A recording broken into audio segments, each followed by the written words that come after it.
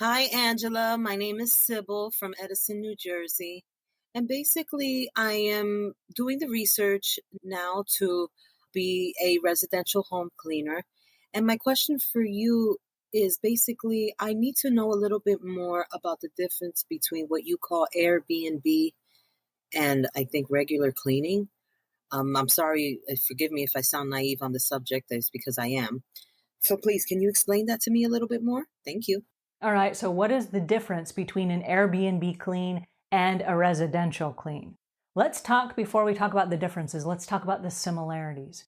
When you go to an Airbnb, it's going to be a really fast turnover service. You've got a small window that's usually from about 10 in the morning until 3 o'clock in the afternoon. 10 in the morning is you need all the guests out of there by 10. Some Airbnbs stretch it until 11. And if that's the case, then you're working even faster. And then some check-ins are as early as 2:30, but we love to stretch it to 3 or maybe 4 o'clock before check-in. They're trying to keep it similar to a hotel so that there's a cleaning window where you can turn the room, and that's called turnover service. Okay, so what is the similarity?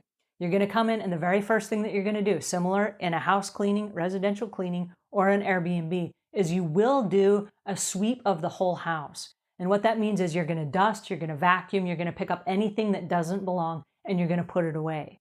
There will be toilets that you have to clean. There will be sinks that you have to wipe out and vanities that you have to wipe down. In the kitchen, you will wipe down all the cupboards. You will wipe down all the flat surfaces. You will clean out the sink. You will sweep and mop the floors just like you do in a regular home.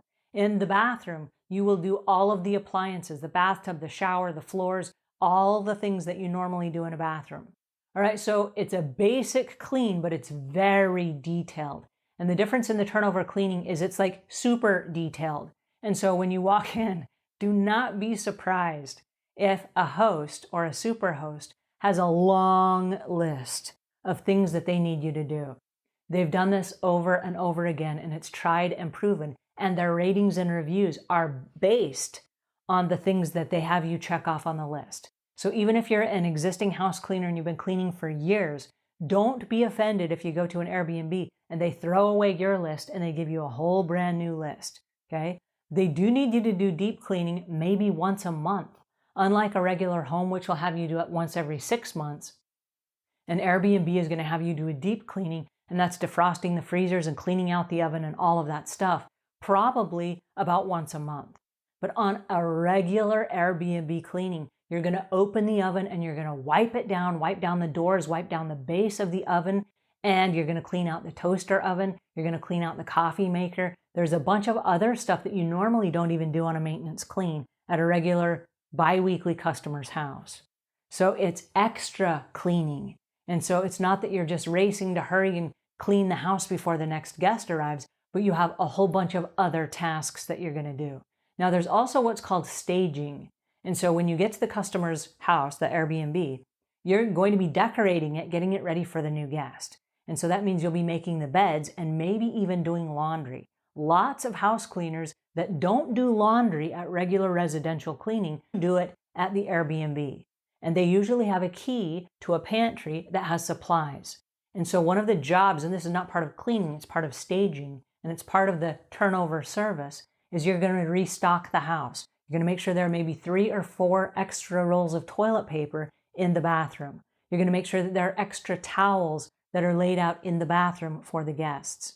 You're going to make sure that after you make the bed, sometimes you will even iron the sheets. You do not do that on a regular maintenance clean at a single family home on a bi-weekly clean. So that is a big difference right there. But because it's based on ratings and reviews and first impressions, and you might end up ironing the sheets and the pillowcases. I know that sounds crazy, but that's where we are. That's how they do it, okay? So there are things that are going to be added, and every host is different. And so it would be easy to say, here's the checklist. And that might be true for 90%. But there are some places that are very different based on the things that they have in their home. And so you want to talk with every single host that hires you and say, hey, can you shadow me on a job the first time so that I know exactly how you like things set, and if you want towels turned a certain way, and if you roll up a little towel on the top, how you lay it so that it's displayed perfectly for your guests. Because the host, through you, they're putting on a show. And so this is a showcase. When the guest arrives, you want them to go, oh, wow, this is so cool. And then they're going to start taking pictures that they're going to use for their ratings and reviews. They're going to put it on TripAdvisor. They're going to social media it to all their friends. Hey, check it out. I just checked into this certain place. And then there will be photos. So it is a showcase. Whereas on a normal, regular maintenance clean, yeah, you can take before and after pictures, but the homeowner is going to come home and go, yeah, everything looks good, the end, right? But with the guest, it's like, oh, I get to stay here. This is so cool. And you have to create that. That's part of your job. And so you have to provide that for the host. So it's really different as far as the cleaning itself goes. And usually it cuts off by about 3 o'clock in the afternoon.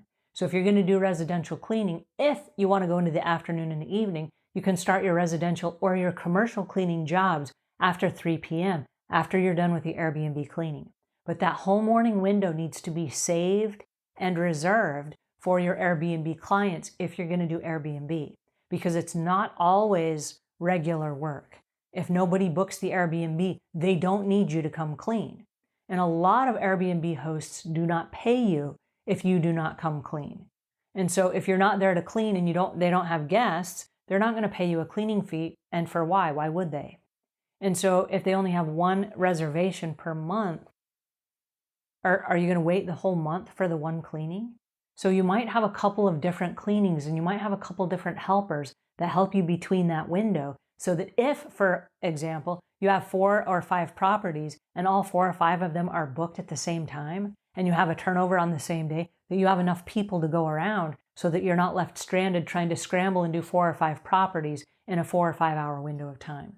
So that's the big difference. But there are a lot of similarities. You'll still be vacuuming, you'll still be mopping, you'll still be cleaning all the kitchen appliances, all of the bathroom appliances, the vanities, you'll be picking up stuff, all the same stuff. Plus, with the Airbnb stuff, there's a whole lot more.